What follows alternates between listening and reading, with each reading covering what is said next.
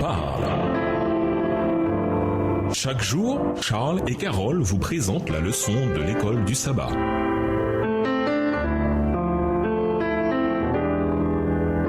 Bienvenue dans votre émission. Dieu nous parle. Nous voilà à la leçon de dimanche, la prophétie des cœurs qui reviennent. Comparons la prédiction de la venue d'Élie avec les références néo-testamentaires à cet événement. Malachie 4, les versets 5 et 6, Matthieu 11, les versets 14 et 15, Matthieu 17, le verset 10, Marc 6, le verset 15 et Luc 1, le verset 17. Malachie 4, les versets 5 et 6. Voici, je vous enverrai Élie le prophète avant que le jour de l'Éternel arrive. Ce jour grand et redoutable. Il ramènera le cœur des pères à leurs enfants et le cœur des enfants à leurs pères, de peur que je ne vienne frapper le pays d'interdit. Matthieu 11, les versets 14 et 15. Et si vous voulez le croire, c'est lui, c'est Élie qui devait venir. Celui qui a des oreilles, qu'il entende. Matthieu 17, verset 10. Les disciples lui firent cette question. Pourquoi donc les scribes disent-ils qu'Élie doit venir premièrement? Marc 6, le verset 15. D'autres disaient, c'est Élie. D'autres encore, c'est un prophète comme il y en avait autrefois. Luc 1, verset 17. Il marchera devant Dieu avec l'esprit et la puissance d'Élie pour ramener les cœurs des pères vers les enfants et les rebelles à la sagesse des justes, afin de préparer au Seigneur un peuple bien disposé. Au jour de Malachie, l'appel de Dieu à la nation, « Revenez à moi et je reviendrai à vous », rencontra une réponse pleine d'arrogance. En quoi devons-nous revenir? Malachie 3, le verset 7. Le prophète frustré annonça qu'une occasion supplémentaire de réveil serait accordée. Rappelant la réforme amorcée par Élie, 1 Roi 18, le verset 37, Malachie prédit son retour qui ramène le cœur des pères vers les fils et le cœur des fils vers leur père. Malachie 3, le verset 24. Une tradition juive disait qu'Élie apparaîtrait personnellement comme héros du Messie, à comparer avec Matthieu 17, verset 10 et Marc 6, verset 15. Cependant, le Nouveau Testament présente Jean-Baptiste comme l'accomplissement de la prophétie. Matthieu 11, les versets 14 et 15 et Luc 1, le verset 17. Selon vous, que signifie l'expression « ramener les cœurs » ? Et il y a plusieurs applications possibles à ce texte. Premièrement, il peut faire référence à la réconciliation du peuple d'Israël avec le Seigneur. Dieu comme Père, Ésaïe 63, verset 16, est revenu de sa colère envers ses enfants. Michée 7, les versets 18 et 19, et les appelle à revenir à lui. Ésaïe 44, verset 2 et Malachie 3, verset 7. Deuxièmement, il peut faire référence à la récréation du lien entre les générations ultérieures et leurs ancêtres fidèles à travers le renouvellement de l'Alliance. L'appel prophétique lancé au peuple de Dieu pour qu'ils suivent la foi des patriarches a été lancé à maintes reprises dans l'Ancien Testament. Si le pays voulait continuer à être une demeure bénie, les conditions étaient directement liées à la fidélité envers l'Alliance. Deutéronome 4, versets 29 à 31. Troisièmement, il peut faire référence à la restauration et au renouveau des relations dans la famille. Les relations parents-enfants sont une expression concrète de la fidélité envers l'Alliance avec Dieu. Ici, également, l'accomplissement des responsabilités envers les parents et les enfants est entremêlé avec un héritage constant du pays et de la bénédiction de Dieu. Proverbe 2, verset 21. Quel est le lien entre une relation restaurée avec Dieu et des relations restaurées dans nos familles? Pourquoi l'une doit-elle précéder l'autre? Et nous vous laissons cette question de réflexion. Dans quels aspects de notre vie devrions-nous reconnaître que nous sommes pécheurs? Au revoir. Et à demain si Dieu veut.